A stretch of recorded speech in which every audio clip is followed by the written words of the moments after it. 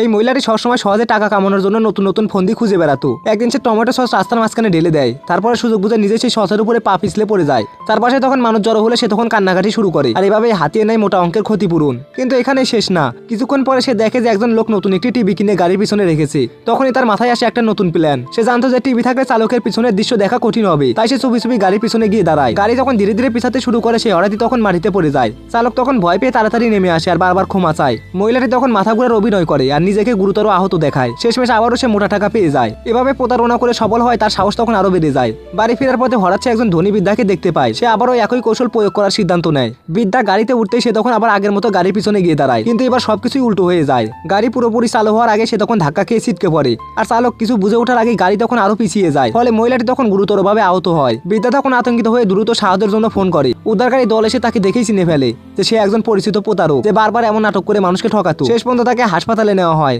আর পরে আইনের আওতায় এনে কঠিন শাস্তি দেওয়া হয়।